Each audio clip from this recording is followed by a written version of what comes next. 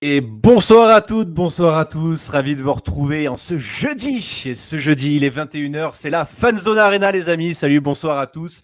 Bonsoir Auré, ravi de t'accueillir dans cette arène, hein. Cette belle Bonsoir à émission. tous. Comment tu vas Auré? Écoute, ça va très bien. Bonsoir à tous, bonsoir à tous les auditeurs et entrez dans la fan zone, les amis, c'est la fan zone arena.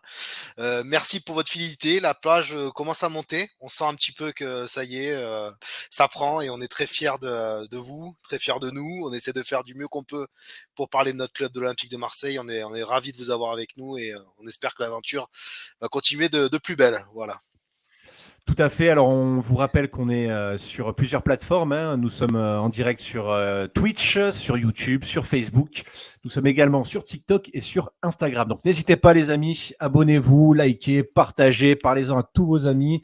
Et puis, suivez-nous, voilà. Et puis, n'hésitez pas aussi à monter, hein, dans nos lives, hein, pour pouvoir discuter de nos sujets brûlants en notre compagnie. N'est-ce pas, Auré? T'es chaud ou pas? Exactement. Allez, c'est parti. Je suis chaud, chaud, chaud Allez. patate. Bon, mais on envoie le programme alors. Allez, on envoie le programme. C'est parti. Donc, les amis, ce soir, on va parler de plusieurs choses. Alors, on va commencer tout d'abord par le sujet numéro un, hein. On va tout simplement parler du mercato hivernal. Voilà, du mercato hivernal. Il y a Malinowski, Unai, Vitinha qui ont signé à l'Olympique de Marseille, hein. Donc, voilà, c'est la fin du mercato a été assez chaude. On a déjà vu Malinowski évoluer avec l'Olympique de Marseille, hein. Ça fait 3 matchs maintenant, dont 2 où il a été titulaire. Il y a Unai qui a joué hier soir contre le FC Nantes, hein. Quelle belle rentrée d'ailleurs, hein. Il est rentré à la 71e minute et il nous a déjà claqué un but, hein, un but plein de technique, hein, j'ai envie de dire, bon, sur une passe magnifique de Jonathan Klaus. Donc c'est très très bien, c'est très très bon pour la suite. On va pas s'enflammer, mais bon, en tout cas c'est une des plus belles rentrées, hein, pour notre joueur. Donc nous sommes tous très très heureux. Il y a également Vitinha qui a signé à l'Olympique de Marseille et normalement il sera aligné, hein, contre Nice ce week-end. Voilà. Mhm, Mais tout à écoute, fait. on va commencer, hein, à s'exprimer sur ce sujet-là. Ben, voilà, un petit peu ton impression sur le mercato de notre ami Longoria. Écoute, d'abord, je vais dire un petit coucou à Patrice et Christophe là qui nous ont rejoints Bien dans sûr. le chat. Bonsoir les gars. Bonsoir les amis, merci de votre fidélité, merci à vous d'être fidèles à l'émission. Oui, alors pour parler du mercato, John, ce qu'on peut dire par rapport à ce mercato, surtout, c'est que, ben, écoute, on peut dire que Longoria a été actif. J'ai envie de te dire comme d'habitude, hein, ça devient une habitude et régulièrement, on sait que il n'y a pas eu un mercato, que ce soit d'été ou hiver, plutôt calme à l'Olympique de Marseille ces derniers temps. C'est pas pour nous déplaire, hein. Il a évoqué dans la presse justement cet hiver, il a fait un mercato pour renforcer l'équipe, ce qu'il a souhaité et faire des ajustements. Il a bien précisé. Évidemment, qu'est-ce qu'on peut dire à part être enjoué de ce qu'on a, de ce qu'on se constate depuis quand même de nombreuses années maintenant, depuis son arrivée. Il faut quand même lui rendre un minimum hommage. Des joueurs de qualité, on le sait, un réseau assez important. Et là, il nous pond cet hiver, où il faut le noter aussi dans une équipe qui marche bien, parce que l'Olympique de Marseille, on a vu que ça marchait quand même fort depuis ce début d'année, encore plus fort depuis la reprise. Et on aurait pu, toi et moi, enfin, et nos auditeurs, penser que Longoria s'arrêterait là en se disant on a quand même un effectif de qualité, on va se cantonner à atteindre nos objectifs cette année, on verra pour cet été, tu vois. Et lui, non. Hmm. Lui, qu'est-ce qu'il nous fait? Mercato d'hiver, l'équipe qui fonctionne, qui marche bien. En général, tu changes pas. Ben lui, non. Il dit, c'est vrai, ça marche. On est pas mal. On n'a plus qu'un match par semaine, effectivement, puisque comme tu le sais, malheureusement pour nous, on a été éliminé de la Coupe d'Europe, mais il aurait pu vraiment continuer dans cette optique-là. Et là, il nous pond quand même 3 noms. Et puis, franchement, les noms, bah, c'est encore une fois, c'est pas sans faire injure à d'autres joueurs, c'est quand même, ça a l'air très très intéressant.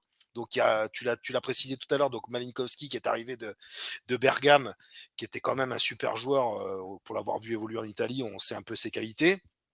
Qui d'abord lui nous a rejoint, donc c'est le plus âgé des trois, c'est pour ça que je commence par lui, puis c'est la première arrivée, hein.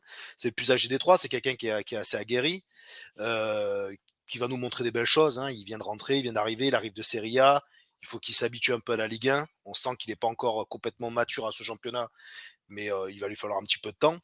Et après, qu'est-ce qu'il nous pond? Il nous pond donc Unai. Alors ça, c'est quand même la surprise du chef, parce que vu la Coupe du Monde du garçon et vu ce qu'il a proposé en Coupe du Monde,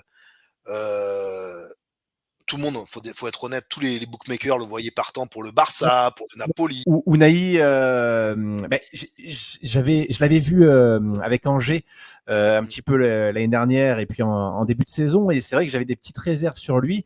C'est vrai que sur la Coupe du Monde qu'il a fait au Ouais, Qatar, il a été monstrueux, mais vraiment monstrueux. il s'est révélé, hein. On peut dire qu'il s'est Ah, révélé pendant la Coupe totalement. du Monde.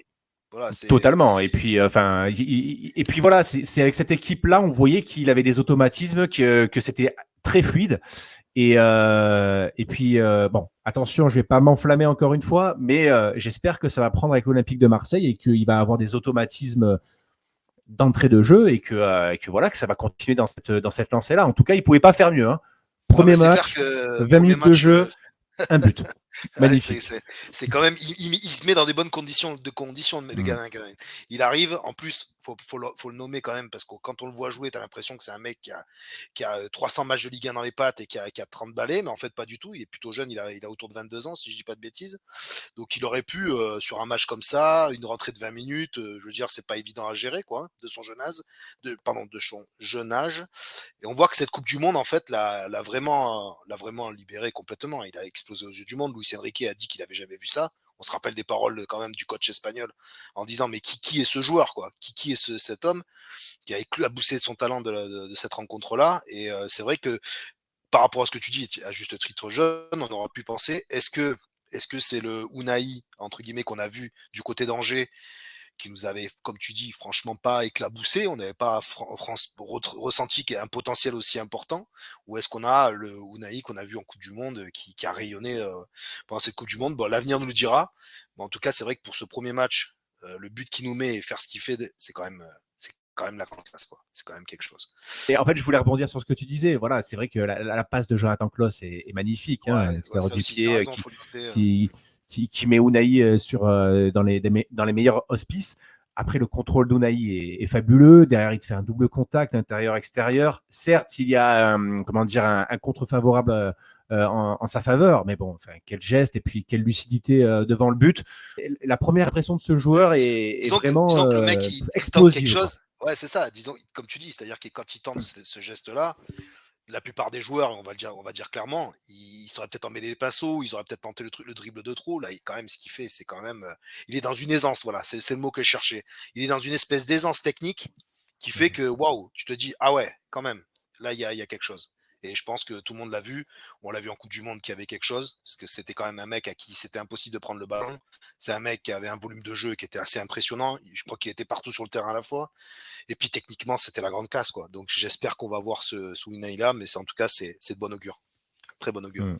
Et en plus, bon, c'est vrai que là, on a parlé un peu de Malinowski, un peu d'Unai, mais il va avoir Vitinha qui va commencer. Normalement, il va faire son premier match contre Nice. Enfin, si tout se passe bien, il va être dans la feuille de match. Il va certainement rentrer comme Unai dans la 60e, 70e. Enfin, je sais pas. Je ne suis pas le coach, donc je ne sais pas plus que lui, mais ça sera probablement dans ces conditions-là que ça va se passer. Unai, Vitinha, Sanchez, rien que ça, et sans citer les autres, hein, mais rien que ça, Ça promet. ça fait plutôt rêver, hein, ça promet. Ça, Hein. ça promet. Ouais. Donc voilà, après, voilà, hein, bien évidemment, on va pas non plus s'enflammer, on va pas parler sans voir, hein, parce que Vitinha, on l'a pas encore vu à l'œuvre à l'Olympique de Oui. Marseille. Hein, autant ça prend, autant ça ne prend pas. On verra bien. Mais en tout cas, on peut vraiment être satisfait de ce mercato hivernal de Monsieur Longoria. Voilà, on va faire rentrer Patrice qui est dans la room, qui est avec nous. Écoute, Patrice, apparemment, il nous écoute depuis le début. Comment tu vas, Patrice? Ça va les gars? Ça Salut va. Ça va très Patrice. bien, et toi? Ça va depuis hier, ça va. Et oui, c'est vrai que Patrice, c'est un fidèle. Hein. Patrice Le était là fidèle avec de nous hier l'émission. soir. Tout à Tout à fait. fait. Il a vu en direct mes petits problèmes techniques. D'ailleurs, merci à toi d'avoir bien géré avec Steve, Phoenix, Nabilou. Vous avez ôté au top, les amis. Patrice, je te repose la question. Bon, tu as vu un petit peu le sujet numéro 1. Je le remets sous tes yeux d'ailleurs. Donc voilà, le mercato hivernal, hein, tout simplement. Alors, c'est pas celui-là, ça c'est le sujet 2, excusez-moi. Je fais des petits problèmes techniques encore. Hein. Donc sur le point mercato hivernal, donc Vitinha, Unai, Malinowski sont désormais olympiens. Que de belles choses, et que de belles infos qu'on a là. Quel mercato de Pablo Longoria. Ouais, surtout que Vincinia c'était très mal embarqué. C'était plus qu'il n'était pas prévu de venir parce que vu la clause à 32 millions d'euros, personne ne pensait que l'OM allait les mettre parce que financièrement parlant, avec la Devant les DNG, clubs anglais, hein, Patrice. Devant oui, les clubs anglais. devant les clubs anglais, oui, Il a surtout ça. grillé la politesse aux Anglais en Voilà, plus. Hein. c'est ça surtout. Donc, il les a mis. Macourt a validé le transfert. Donc, la question qu'on peut se poser, c'est est-ce que réellement Mofi était vraiment demandé et voulu par l'OM? Parce que si tu es prêt à mettre 32 millions sur un joueur qu'on ne connaît pas parce qu'il a 22 ans, il joue qu'à Braga, Vincini, on n'en a jamais entendu parler. Est-ce que vraiment Longoria, s'il n'a pas mis plus sur Mofi en incluant Bamba Dieng dans le deal, c'est que je pense qu'il estimait que ça ne valait pas plus. Parce que, Oui, je veux dire, il aurait exactement. pu rajouter 10 ou 15 millions de plus, faire venir Bien sûr. Mofi. Bon, Mofi ne voulait pas venir. Et ça, c'est ce que tous les joueurs Je disent. pense qu'ils ont été refroidis par ça, surtout. Oui, Ils ont oui, été surtout. refroidis Ça, par, parce que, oui, ça, et puis surtout, par Nice qui nous prend un contre-pied, je pense. oui, Après, mais je sais surtout pas, ça n'est qu'un avis, mais. oui, surtout aussi par rapport au comportement qu'a eu Mofi.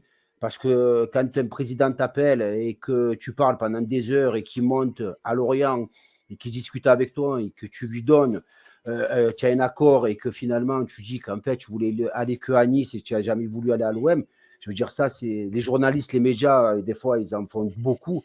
Mais je veux dire, si le président dit que tu avais l'intention de venir, c'est que c'était réel. Oui, Donc oui, je il n'aurait pense pas que bon, inventé.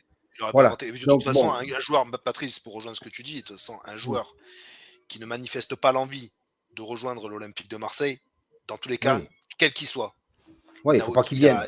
non, Oui. ça sert à rien qu'il vienne. Et qui que tu Non, c'est sois, ça. Ouais. quelque pédigré que tu as, si tu n'as Ouais, pas envie de venir, moi je ne veux pas que tu ouais, viennes.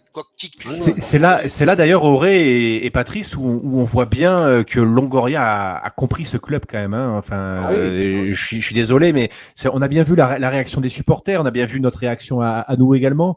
Le joueur, concrètement, il hésite entre Nice et Olympique de Marseille. Ben, ok, d'accord, ciao, merci, au revoir. On Déjà, fait ta comment hésiter, vie. quoi. Déjà, rien que Voilà. sur ça, Mm. comment hésiter. C'est On chouette. rappelle juste les amis, donc sur le mercato, ce qui s'est passé. Vous l'avez vu, l'arrivée de Ruslan Malinovski, Azzedine Ounahi et Vitinha sur ce mercato d'hiver. Il y a également Gerson qui est parti, Bamba Dieng qui est parti, Pape Gueye qui est parti, Salim Ben Seguir également, Luis Suarez, Isaac Touré et Oussama Targaline qui sont partis de l'effectif olympien qui ont été vendus. Donc voilà, ce mercato a été vraiment mené d'une main de maître par notre Pablo Longoria national. Enfin, qu'est-ce qu'on peut en dire de plus, Voilà, c'est vrai que j'ai lu ça, je sais plus trop où je l'ai lu, mais Pablo disait que en gros son mercato d'été a été fait et le mercato d'hiver c'est fait pour les réparations un petit peu, tu Ouais, sais. c'est ça, Ouais. c'est ce C'est qu'il a fait dit. un peu pour réparer l'équipe. Excusez-moi, j'ai un chat dans la gorge. C'est fait pour réparer l'équipe. Et là, concrètement, on a l'impression que les pansements, ils sont complètement mis et ça va certainement tenir jusqu'à la fin et qu'il n'y aura pas de blessure, quoi. Ouais, Ouais. exactement. Il a fait, là, dans la liste que tu nous donnes, John, c'est beaucoup de départs, hein, c'est ce qu'on voit. Beaucoup plus de départs que d'arrivées. Et justement, parce que je pense que les départs, les noms que tu as cités, bah, évidemment, dans l'effectif d'aujourd'hui, bah, clairement, si on dit des choses, ils avaient quasiment plus leur place, hein, les joueurs que tu as cités. Donc, c'est très, très bon augure. Là, il remplace numériquement, il change, il nous ramène 3 joueurs dont tu sais normalement que ces 3 joueurs-là vont jouer. Et plutôt même titulaires, voire remplaçants, mais en tout cas, ces joueurs-là, ils sont censés amener quelque chose d'important dans l'effectif. Donc, vaut mieux avoir un groupe un peu plus restreint, comme ce qu'a fait Pablo, avec des joueurs que tu sais que sur le banc, bah, eux, ils vont jouer quand tu vas pouvoir les aligner, que d'avoir un groupe trop élargi où tu vas te retrouver avec des jeunes qui joueront jamais ou des joueurs qui sont au placard, quoi. Donc, c'est très bien pensé. Et puis, en plus, tu te libères un peu de masse salariale. Que dire de plus, quoi. Sur le deuxième sujet, les amis, si vous le voulez bien. Donc, voilà, je vous le mets sous les yeux. Le deuxième sujet. Donc, on a tous vu hier soir le FC Nantes contre l'Olympique de Marseille. L'OM continue son ascension, mais jusqu'où la machine Tudor pourra nous emmener. Voilà, donc Patrice était en train de dire on vise la deuxième place, mais jusqu'où Tudor pourra nous emmener? Est-ce qu'il ne pourra pas nous emmener un petit peu plus loin, un petit peu plus haut avec plusieurs titres cette année? Oui, si tu gardes cette cohésion qu'il y a dans le groupe, parce que bon, tous les joueurs, bon, ont l'air de s'entendre, ils s'entendent. Je veux dire, si tu gardes ce rythme-là, je pense que je pense que tu peux. Là, tu fais peur de partout où tu vas, que ce soit à la maison ou à l'extérieur, tu fais peur à toutes les équipes. Oui, exactement. Euh, il y a T'as bon, raison, voilà, Patrick. il y a beaucoup On commence à être craint. d'en- On commence à être voilà, craint. il y a beaucoup d'entraîneurs de Ligue 1 qui le disent que de jouer l'OM, c'est très compliqué et que Tudor change de sa façon de jouer match par match. Donc, tu attends toujours le dernier moment pour savoir sa compo parce que Tavares à droite et au dernier moment, il te le met à gauche, tu ne sais pas pourquoi. Tactiquement, il a Mm, vachement progressé. voilà. Tactiquement, Ouais, ouais. effectivement, Tudor a beaucoup Ouais. progressé. On l'a Mm, vu contre. On a eu des ouais. doutes, hein. Je te rappelle, Patrice, qu'on avait eu des Ah doutes sur, à un oui, moment donné, quelques matchs où il avait fait des remplacements un peu bizarroïdes, où on se disait, où est-ce il qu'il n'en n'a pas faisait perdu? pas, où il tardait, voilà, Voilà, où il où il tardait, tardait où on se trop à posait les des questions, faire. pourquoi il avait Mm, fait ce changement-là à cette mm, minute-là et tout ça. Et mm. la réponse qu'il a envoyée, c'est sur le match de Coupe de France contre Rennes. C'était Ah fantastique. oui. Le coaching qu'il a pu faire Tudor et la tactique qu'il a mis en place, où on s'est dit, tiens, il va avoir un vrai test en face avec Bruno Genesio, qui est vraiment un bon tacticien et qui est loin d'être qui est vraiment un bon Ah ouais, entraîneur. ouais.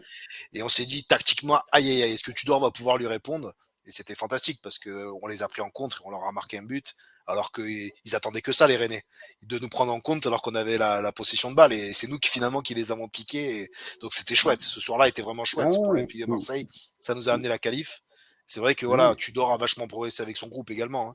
Les joueurs ont progressé avec Tudor, mais Tudor a progressé avec son groupe. Et Ah ouais, c'est effectivement, la clair. Bah, question de ah John, oui. Tu prends le match contre Monaco, en deuxième mi-temps, il te sort Tavares et Guendouzi parce qu'ils sont passés totalement à travers. Il te fait rentrer Bellardi. Et bah, Bellardi, je veux dire, tu le prends il y a t'as pas 3 mois en peur. arrière. T'as pas Il y a peur trois en mois plus en quand il le arrière, fait. on aurait dit, mais qu'est-ce qu'il nous fait? Il est fou. Et là, C'est ça. il Mais là, sait t'as que pas peur. Balerdi, voilà, il fait rentrer Balerdi totalement confiance. Il a remis le joueur dans le droit chemin. Et tu vois le match qu'il fait. Il est Ouais, rien à voir. dans l'équipe de Ligue l'équipe TV. Il est à tous les De week-ends, l'équipe il type, ouais. ressort dans l'équipe. Il monte en puissance. Complètement. Et Donc, encore, en plus, ouais. tu fais bien de prendre ce cas-là parce que Balerdi, c'était quand même un des joueurs c'était affreux. C'est-à-dire que c'est le mec qui faisait Mm. cagade sur cagade, qui nous a planté des buts contre notre camp, Prenait qui avait des des, placements un peu hasardeux, il prenait des Ouais. cartons ah surtout ouais, qui prenait Ah des tous les ouais. cartons matchs, hein. idiots, qui prenait des cartons idiots. C'était surtout par rapport à ça qu'on le Il faisait mal, jugeait. hein. Attention, je Ouais. vais pas Ah, dire le mais mot quand il avait juger, le mais ballon, qu'on oui, n'était pas quand il avait le très ballon, on très avait peur, hein. content de ses Et là, prestations, quoi. et Mais là, il rentre, Ouais. tu l'as là, dit, Patrice. c'est un autre joueur, Absolument. un nouveau joueur. Ouais. Il rentre et tu rentres et t'as pas peur, quoi. Tu dis, tiens, c'est Mm. nickel, ça va solidifier la défense et puis c'est bon, quoi. Ça va le faire. Et c'est là où, par rapport à la question que tu poses, justement, pour le débat, John, pour recentrer un peu le débat, effectivement, tu dors pour nous amener bien haut et bien haut, on verra ce que ça veut dire. Évidemment, on se pose tous la question de ce 25 février, si je dis pas de bêtises, la réception du Paris Saint-Germain pour la deuxième fois. Bon, là, il y aura la Coupe de France. On va les recevoir le 8, mais il y a jusqu'à à la fin du mois, on va les affronter en championnat, le Paris Saint-Germain. Donc, effectivement, ce match-là, il vaudra peut-être 6 points, hein. C'est-à-dire que c'est le match à pas Oui. perdre. C'est le match à gagner, même, j'ai envie de vous dire, parce qu'ils sont devant nous. C'est le match à gagner. C'est ce qui pourrait permettre de pouvoir peut-être les titiller. Et c'est vraiment peut-être là que va se jouer le championnat, si tant est qu'on visait le championnat, hein, si c'est ça un peu le débat qu'on veut faire.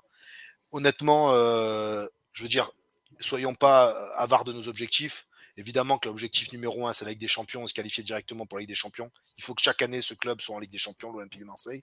Après, si on peut aller voir plus haut, ben, tant mieux pour nous, on va pas s'en priver. Mais restons humbles, restons concentrés sur nos objectifs. Et puis, s'il y a une récompense au bout, elle viendra toute seule, de toute façon. Il n'y a que nous qui pouvons aller la chercher, quoi. Ah oui, oui. J'en profite, les amis, hein, je mets la 22e journée de Ligue 1 sous vos yeux, mais on peut quand même être optimiste. On va on va accueillir l'OGC Nice. Bon, certes, l'OGC Nice est sur une bonne série, hein, ils ont battu Lille et ils ont battu Lens, donc c'est quand même, ils sont quand même sur une très très bonne série.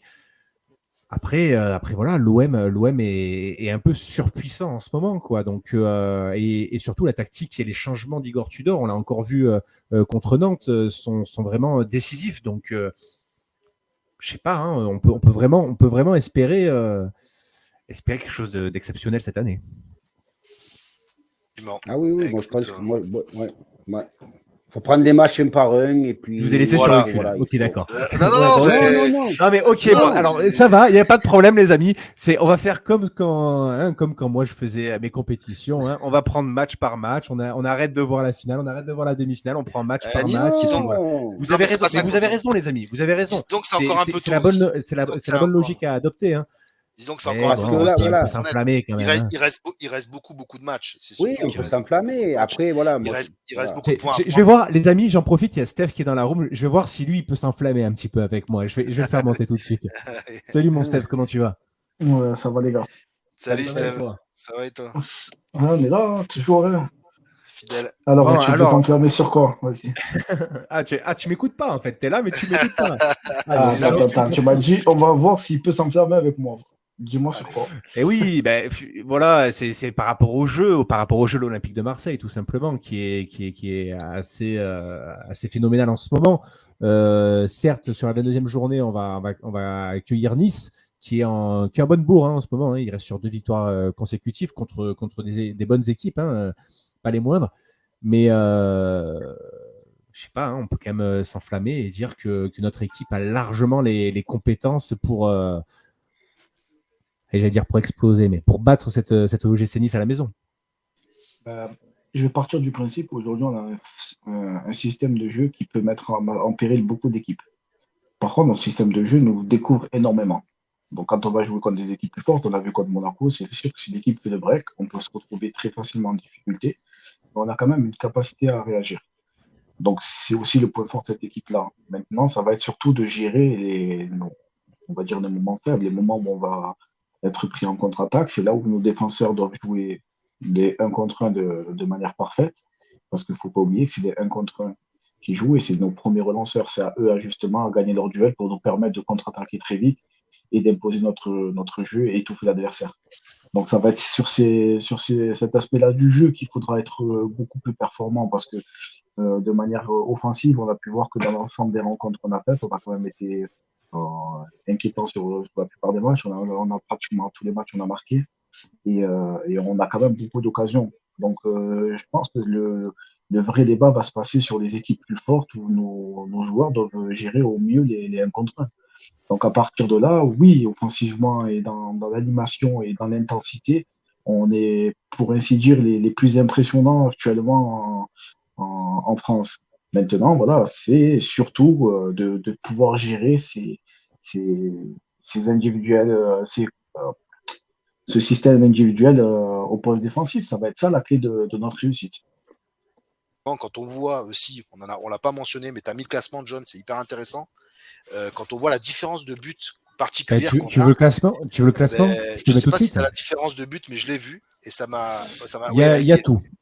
Alors, c'est marqué but mis et but Voilà. but En fait, reçu. ce sur quoi je veux insister, c'est surtout la différence de but particulière où on voit qu'elle Il est à plus y 25. a en fait plus 36, plus 25 pour Voilà, on est à plus 25. Ça aussi, les amis, c'est inédit. Hein. On n'est pas un club réputé pour avoir une différence de but assez impressionnante. Ça prouve que offensivement, on marche très bien. On marque beaucoup de buts. Et surtout, on marque beaucoup de buts, non pas par un seul de nos attaquants ou autre. Tout le monde peut marquer dans cette équipe. Et on l'a vu. C'est-à-dire que beaucoup de joueurs arrivent à planter des buts, ce qui fait que c'est très difficile pour l'adversaire. C'est très difficile pour l'adversaire de savoir d'où va arriver le danger en fait. Et Steve l'a très bien mentionné.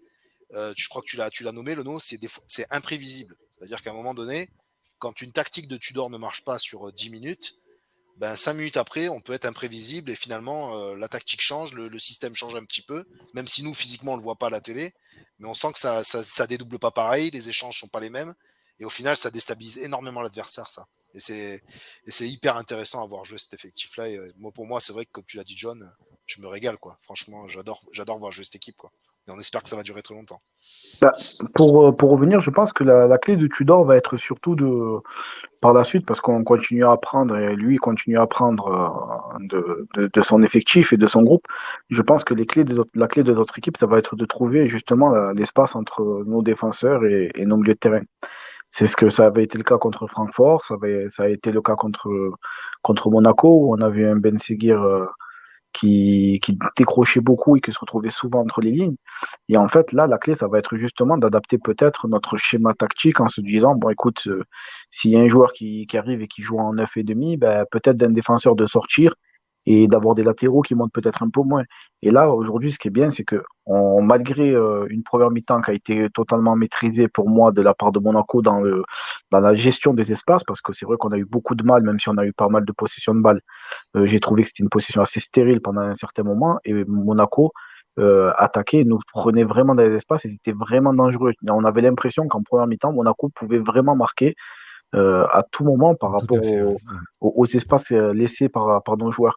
Et ce que je trouve très beau, c'est on a quand même réussi à tenir ce résultat. On a vu que par exemple un joueur comme Blanco, que beaucoup critiqué, notamment moi, le premier, qui n'aime pas du tout ce gardien, m'a fait démentir, et on s'est rendu compte que même le gardien en fait était concentré, était concerné dans le projet, et qui nous a sorti quand même un match de haute volée. C'est lui qui nous permet de rester dans le match. Donc quelque part, on peut voir donc au-delà de la gestion de l'effectif que on a su aussi réagir en seconde période, et c'est là où pour moi on a quand même fait un grand bond par rapport au début de saison où oui, il y a eu des victoires, mais c'était pas suffisant. Il y avait un système de jeu qui était encore défaillant, les changements tactiques, ben, ils n'étaient pas présents, les changements de joueurs, bon, on se posait encore des questions. Et aujourd'hui, c'est la force de cette équipe, c'est que nos changements et on va dire, notre tactique, en fait, ils sont presque comme des titulaires. À chaque fois qu'il y a un changement de tactique ou des changements de joueurs, mais on ne perd pas spécialement en quantité aujourd'hui, et en qualité, pardon. Donc ça aussi, c'est un point d'honneur.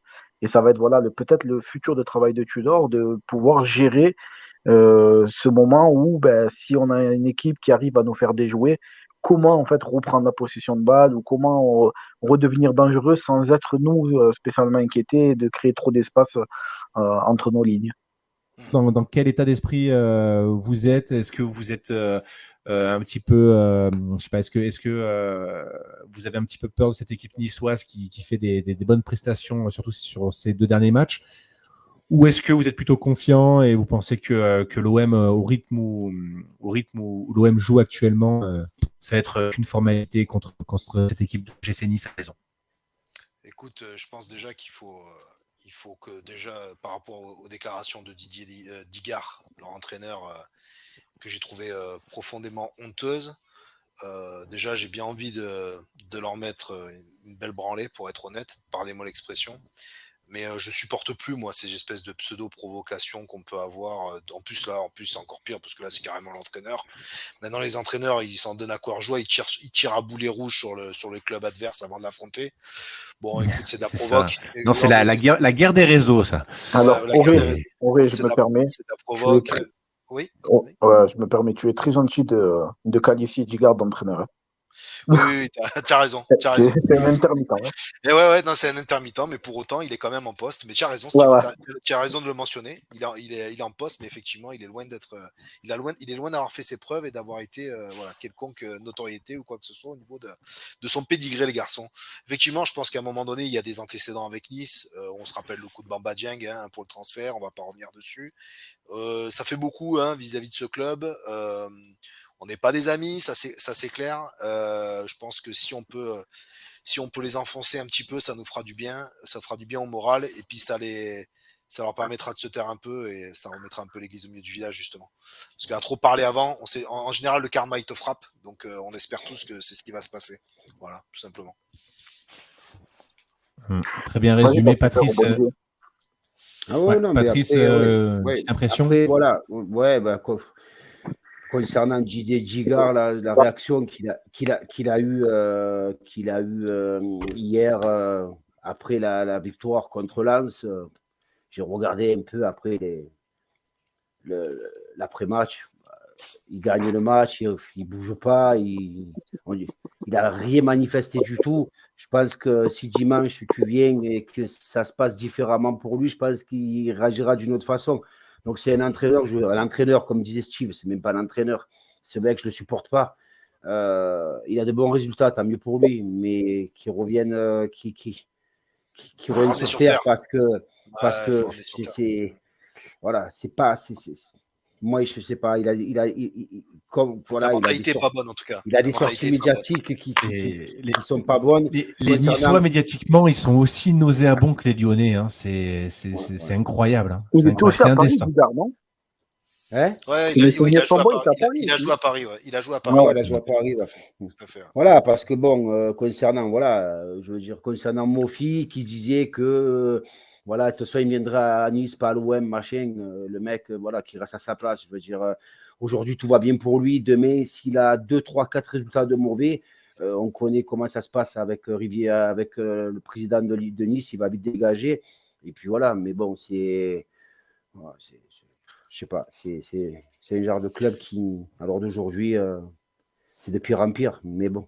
On a appris pendant des années avec Jean-Michel Aulas qui n'hésitait pas à tirer sur l'Olympique de Marseille dès qu'il en avait l'occasion. Les Niçois, lui, à la limite, il avait une légitimité, ce qui s'est passé, et encore une fois, oui, non, mais légitimité, d'accord, ok, c'est un très bon président, certes. À la limite, non, mais d'accord, mais il faisait que tirer sur. Oui, non, mais d'accord, mais il faisait que tirer sur notre club. Et à un moment donné, il faut arrêter. Si cette chanson a été faite contre Jean-Michel Aulas à l'époque où on a fait la finale de l'Europa League, c'est pas pour rien. C'est parce qu'il nous tirait dans les pieds tout le temps. Derrière, il se plaint. Après la finale, il se plaint. Désolé, je l'ai encore en travers, mais après la finale, il se plaint comme quoi il y a des supporters marseillais qui ont, en effet, comme dit la chanson, tout cassé chez lui. Bon, à un moment donné, il faut qu'il arrête un petit peu de spinailler sur nous, quoi. Je veux dire, et les Niçois. Ouais, non, mais je suis d'accord. Mais les Niçois, ils essayent de prendre le relais. Qu'est-ce qui leur arrive? Ils ont une poussée d'hormones ou quoi? À un moment donné, faut arrêter les délires. Tu vois ce que je veux dire? Alors que nous, à contrario, est-ce que tu vois notre direction? Est-ce que tu vois nos instances? Est-ce que tu vois quelqu'un de l'Olympique de Marseille faire la même chose envers ces clubs-là? Jamais de la vie. Ben non, tu vois. Donc, on vaut mieux que ça. Donc, en fait, on a dans cette dans ce championnat, on a affaire à des jaloux. Parce que je suis désolé, oui, certes, les supporters peuvent parler des autres clubs, parce que les supporters parlent, bien évidemment, c'est normal. On peut cracher un petit peu sur le PSG et ses milliards. On peut parler d'autres clubs comme Lyon qui fait une saison pourrie. On peut parler, mais les instances et la direction, est-ce que tu les entends parler? Ils disent rien. Non. Steph, je vais te laisser réagir et puis pendant ce temps-là, je fais monter Jean-Max qui est avec nous, qui nous a rejoint. On va le saluer tout de suite. Salut mon Maxou, salut Jean-Max. Salut les amis, ça va bien? Vous allez bien? Bon, j'arrive de l'entraînement. J'arrive de l'entraînement. C'était un bon entraînement, ça s'est bien passé? Ouais, très bien, un petit peu. Ouais, il faisait moins froid que la semaine dernière, ça allait. Mais bon, ça va. Voilà, et puis je vous prends comme d'habitude à la fin de l'entraînement. Je suis dans la voiture, c'est pour ça que j'ai juste mis l'avatar. Voilà, si vous n'allez pas me voir. Et je vous écoute et j'essaye de rebondir. Voilà, allez-y. Allez, ça marche. Bah, écoute, Steve, je vais lui donner la parole sur ce sujet-là, justement. De Mofi. Rebondis sur Mofi d'ailleurs, hein, Steve. Non, je reviens sur ta question de base, match contre Nice. Donc, je tiens à réagir en remerciant Thierry Curé, avec qui j'étais tout à l'heure, qui a une très bonne réaction, qui dit si tu dors dans son ossature, utilise les recrues avec parcimonie, on ne devrait pas être inquiété par Nice. C'est un peu ce que je pense, parce que j'ai regardé le match contre Lens et j'ai pas trouvé une très belle équipe niçoise. Donc oui, après ils ont eu des moments où ils auraient pu marquer ce deuxième but, parce que Lens poussait. Contre Lille, pareil, j'ai pas trouvé une belle équipe de Nice. Donc ça gagne, mais c'est poussif. Il n'y a pas de certitude dans le jeu. C'est pas une grande équipe de Nice. Alors oui, les résultats plaident dans leur faveur, mais la possession n'est pas là. Donc du coup, nous, ce qui fait notre force, la possession, c'est l'agressivité, c'est la grinta. Alors moi, je pense que tous les ingrédients sont réunis pour pouvoir faire un grand match ce week-end. Et je me vois, franchement, je me vois pas inquiété par l'équipe de Nice, notamment avec comme disait Thierry, avec les joueurs qu'on a dans notre effectif et surtout notre turnover qui peut être effectué. Et surtout, au vu des derniers matchs qu'on fait, je vois mal en fait notre équipe passer à côté de notre match. Et ce qui veut dire si on réussit un match comme on a l'habitude de faire depuis ces dernières semaines, pour moi, on devrait avoir rapporté la victoire. Alors, on n'est pas à l'abri d'une contre-performance, mais franchement, il faudrait vraiment qu'on fasse une vraie contre-performance et qu'il y a beaucoup de réussite côté niçois. Un bon Nice, ouais, tout à fait. Jean-Max, du coup, on va te donner la parole tout de suite. Est-ce que je sais pas si tu nous as entendu un petit peu, mais en gros, on était en train de parler principalement de la rencontre, parce que là, c'est le fin du live. Tu nous prends à la fin. Non, mais c'est pas grave. C'est la fin du live et on commençait à se projeter sur ce match de ce week-end contre l'OGC Nice. Donc, je sais qu'il va avoir l'avant-match dimanche, mais voilà, on voulait juste dire un petit mot avant ça. Je pense que c'est la remarque qu'il faut faire, et je crois que Steve a fait une très très bonne analyse. Je pense que depuis hier soir, oui, je pense que le seul aujourd'hui dans ce championnat de Ligue 1, le seul adversaire de l'Olympique de Marseille, c'est l'Olympique de Marseille.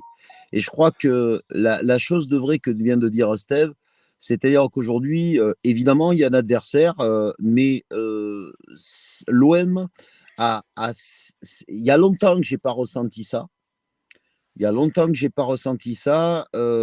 Cette espèce de sérénité, de sensation que nous avons actuellement avec ce club. Quand je regarde hier le banc de l'Olympique de Marseille, je vois Guendouzi, je vois Klaus, je vois Unai, je vois des joueurs comme ça. Je vois que Yabaï qui est suspendu encore, qui va arriver. Je me dis que franchement, le seul danger de l'OM, c'est l'OM lui-même. Si l'OM met cette intensité, je me suis laissé à regarder le match du PSG à Montpellier, parce que c'était un match, franchement, il n'y avait qu'une équipe sur le terrain, ça m'emmerde de le dire, parce que j'ai beaucoup d'affection pour le MHSC, mais franchement, le milieu de terrain de Paris, par rapport à notre milieu de terrain à nous, si on rentre dedans, je pense qu'on peut prendre le dessus. Franchement. Et pourtant, vous savez, moi, je suis toujours très mesuré. Je ne veux pas dire que je m'emballe. Alors, je ne pense pas au titre. Mais je pense qu'aujourd'hui, on continue à prendre match par match. Je crois que la méthode Tudor, c'est la meilleure des méthodes parce que lui, il se projette. Lui, c'est Nice. Après, on passera à Paris. Mais le danger aujourd'hui dans cette Ligue 1 de l'Olympique de Marseille, c'est l'Olympique de Marseille. C'est-à-dire que cette équipe a le banc. Est-ce qu'on n'est pas passé au-dessus de ça, justement, Jean-Max? Parce que c'était déjà le danger c'était déjà le danger ces années précédentes. On a toujours dit que l'OM devait se battre contre l'OM. Mais cette année, est-ce que vraiment on n'est pas passé au-dessus de ça? Non, oui, on est passé. Je t'explique. Les autres années, je pense qu'on n'avait pas l'effectif qu'on a cette année. Alors, Yaouré, là, je sais qu'il aime bien ce genre de comparaison par rapport à l'effectif technique. Mais moi, quand je vois hier les ballons de Klaus en deuxième période, quand je vois Guendouzi, quand je vois des joueurs comme Alexis Sanchez qui ont une niaque pas possible, on a des joueurs de caractère. On a des joueurs comme Mbemba derrière, qui est un joueur, c'est un soldat. Mais au-delà, on avait Alvaro González qui était comme ça, mais il n'avait pas, Auré, arrête-moi si je dis une bêtise, il n'avait pas la qualité technique de Chancel Mbemba. On a là vraiment un gars qui est puissant, un gars qui est rapide. Au milieu de terrain, on a Guendouzi, on a Verretou, on a Rongier qui a pris une autre dimension. On a maintenant le petit Unai. J'aime bien ce que dit Steph Eden. Je me permets de te couper vite fait, mais j'aime bien ce que dit Steph Eden. Il dit cette crainte, on l'aura toujours tant qu'on ne gagnera pas un titre. Ouais. C'est psychologique. Non, mais ça, c'est de la psychologie. Oui, tu as raison. C'est pas dit qu'on gagne le titre. C'est pas ce que je veux dire. Mais ce que je veux dire aujourd'hui, c'est que l'OM, c'est la première fois depuis que le Qatar est arrivé au Paris Saint-Germain, que je me dis, cette année, on peut vraiment se les taper. Sans parler de l'histoire de la blessure d'Mbappé, parce que pour moi, je vais vous donner un truc, vous n'allez peut-être pas être d'accord avec moi, d'ailleurs, j'ai mis un commentaire sur notre page. Je pense que c'est une fausse bonne nouvelle, Mbappé. Pourquoi ? Parce que si on gagne le PSG, on va dire, ouais, mais ils ont gagné sans Mbappé. Alors oui, il y en a qui vont dire, mais il y a quand même des noms à côté. Je suis d'accord. Mais enfin, vous savez très bien que ça fait 2 ans que c'est Mbappé qui les a sauvés, notamment l'année dernière. C'est lui qui les sauvait tout le temps. Et c'est quand même un sacré joueur. Et si on perd contre le PSG, on va dire, ah ouais, mais les Parisiens vont dire, on n'a pas besoin d'Mbappé pour pouvoir gagner l'OM. Donc c'est là où je suis pas d'accord avec toi. C'est-à-dire que, désolé, je te coupe vite fait. Ouais, c'est une fausse bonne nouvelle, mais c'est là où je suis pas d'accord avec toi. C'est-à-dire que ça, c'est une fausse bonne nouvelle sur le côté médiatique, sur le côté réseaux sociaux, sur le côté, guerre des supporters. Mais sur le côté sportif, c'est une très bonne nouvelle. Ah ouais, c'est une carrément. très bonne nouvelle. Moi, j'aurais préféré. Moi, j'irais même plus loin. Je préfère jouer un pari au complet, moi. Je préfère jouer un pari au complet. J'en ai rien à Grave. foutre. Alors, si on parle, moi, j'en ai rien à foutre, en fait. Si on parle vraiment du match de Coupe de France là, je m'en fous. Que ce soit Paris ou un autre club là, on est tombé contre le Paris Saint-Germain. C'est ok, c'est le PSG, ok, c'est l'affiche et machin. Mais moi, tout ce que je veux, c'est la qualif. J'en ai rien à foutre. Après, qu'il y ait Mbappé, qu'il y ait les Wonder Woman ou ce que tu veux, les Marvel ou ce que tu veux. J'en ai rien à foutre. Je veux juste qu'on passe ce tour et puis basta. Tu vois, et après la semaine d'après, il y a encore le championnat, on en parlera même plus. Oui, on aura peut-être tapé le PSG ou pas, mais tout ce qu'il faut avoir à l'esprit, c'est que c'est un match de coupe de France où il faut passer un tour. Hein. Est-ce que pour toi, Patrice, l'Olympique de Marseille, c'est le plus gros adversaire de l'Olympique de Marseille? Non, je vais te dire un truc tout quand même, Patrice. Là, c'est du 2 contre 2. C'est à toi de. N'hésitez pas aussi dans le chat, les amis, à dire votre avis. C'est pas beau ce qu'ils te font. Putain, ils te prennent. Moi, j'ai l'impression maintenant, là, ça y est. Moi, j'ai rien mis. Non, il y a pas. Non, c'est vrai que c'est l'OM. C'est vrai que c'est nous qu'on joue tous les matchs, tous les week-ends, on joue contre nous, on joue contre notre équipe. Hein. Donc c'est à nous à montrer qu'on est capable de rivaliser avec les plus hauts et de gagner tous les matchs.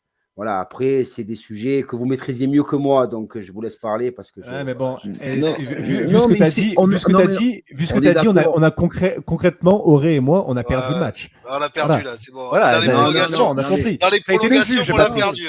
C'est pas une question d'avoir perdu un match. On ira faire la troisième mi-temps, mon John, ensemble. On ira faire la troisième mi-temps. Sur le fond, on est d'accord avec vous. Sur le fond, on est d'accord avec vous. C'est sur la forme. La forme qu'il y a, c'est que par rapport à ce que vous avez dit. Cyril aussi, il est d'accord avec vous. Sur les autres saisons, sur les saisons précédentes, que ce soit celle de l'année dernière ou celle de l'année d'avant, la différence qu'il y a, c'est que tu n'avais pas sur le banc et tu n'avais pas dans ton effectif la qualité de joueur que tu as aujourd'hui. Voilà, moi je revois encore cette image d'hier soir, je me dis, l'espèce de banc qu'on a, et j'oublie Payet dans le lot. Vous imaginez, Payet il rentre et tout. Non, franchement, c'est ça qui me donne espoir. C'est parce que les autres années, on était limité. Là, on n'est plus limité. On n'a pas encore vu Vitinha. On attend de voir Vitinha. Voilà les amis, l'émission se termine. Bonne soirée à vous tous. N'hésitez pas, entrez dans la fanzone, cliquez, abonnez-vous. Merci à vous, bonne soirée. À dimanche pour OM Nice. Ciao. Allez l'OM, partout et toujours.